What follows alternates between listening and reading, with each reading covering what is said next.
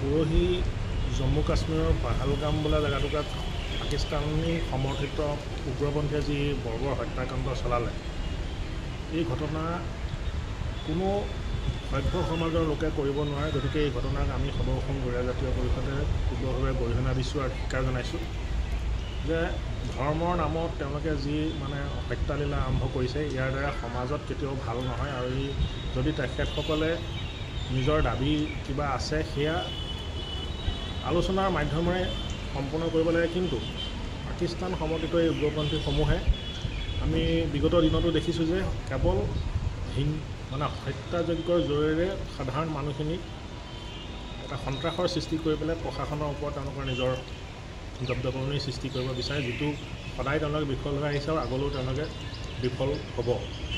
এতিয়া এটা কথা হ'ল যে এই সময়খিনিত যিটো হত্যাকাণ্ড য'ত সংঘটিত হ'ল, য'ত পৰ্যটকৰ কাৰণে আটাইতকৈ এটা প্ৰিয় স্থান, ভাৰতৰ লগতে পৃথিৱীৰ বিভিন্ন দেশৰ পৰা তাত পৰ্যটকসকল আহে, কিন্তু এনেকুৱা এটা জেগাত কিয় ভাৰতৰ নিৰাপত্তাৰক্ষী বা কোনো সেনাবাহিনীৰ কোনো লোক মকৰল কৰা হোৱা নাছিল, সেয়া এটা নিশ্চয় এটা আলোচনাৰ স্থল আছে। গতিকে আমি স্পৰ্শকাতৰ অঞ্চলবিলাকত, যিহেতু এতিয়া জম্মু কাশ্মীৰ আগৰ দৰে এখন ৰাজ্যৰ মৰ্যাদা নহয়, স্পেচিয়েল ৰাজ্য তেওঁলোক নহয়, এতিয়া কেন্দ্ৰীয় শাসিত অঞ্চল। গতিকে সম্পূৰ্ণ নিৰাপত্তাৰ দায়িত্ব কেন্দ্ৰীয় চৰকাৰৰ হাতত আছে।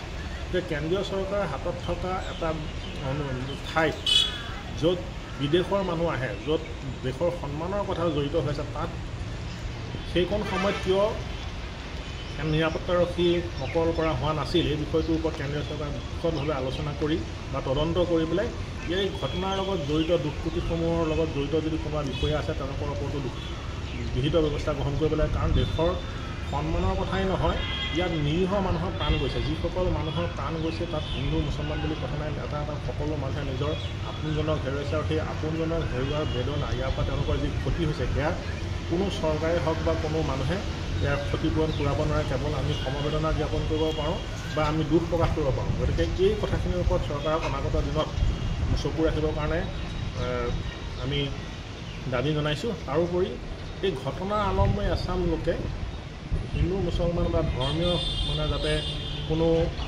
বিষবাস্প বিয়পাব নোৱাৰে। ছ'চিয়েল মিডিয়াত আমি দেখি আছোঁ যে বিভিন্ন সময়ত এই ঘটনাৰ লগত কেৱল হিন্দু মুছলিম কৰি থকা দেখা হৈছে। গতিকে এচাম মুছলমান মানুহ আছে যি ভাৰতত থাকি সদায় কেৱল ইছলাম ধৰ্মী দেশসমূহক সমৰ্থন কৰা মানুহ আছে। গতিকে আমি সেইসকল মানুহকো আমি সোঁৱৰাই দিছোঁ, শিকিয়াই দিছোঁ যে আপোনালোকে য'ত আছে সেই দেশৰ আপোনাৰ যদি গুণগান গাব নোৱাৰে, গ'লে যিখন দেশ আপোনালোকৰ প্ৰিয় সেই দেশলৈ গৈ পেলাই আপোনালোকে থাকক। আৰু তাৰোপৰি এই দেশৰে আমাৰ কিছুমান বেলেগ মানুহ আছে যে বেলেগ ধৰ্মাৱলী মানুহ আছে, কেৱল নাম আৰু উপাধি আলি ইছলাম হুছেইন দেখিলে তেওঁলোকৰ গাৰ তেজৰ পিৰপিৰণি উঠে, তেওঁলোকে অনবৰতে মুছলমানৰ দুখ খুচৰি ফুৰে। গতিকে এই ঘটনাৰ আলম লৈ যাতে কোনো মানুহে ইছলাম ধৰ্মী মানুহসকলক টাৰ্গেট কৰিব নোৱাৰে আৰু ছ'চিয়েল মিডিয়াত যাতে বিভিন্ন কথা উপস্থাপন কৰি যাতে বিষবাস্প বিয়পাব নোৱাৰে, তাৰ প্ৰতিও চৰকাৰক দৃষ্টি ৰাখিবলৈ কাৰণে আমি অনুৰোধ জনাইছোঁ। যিকোনো খবৰৰ বাবে যোগাযোগ কৰক 7099017330 লগতে 7099017110 নম্বৰত।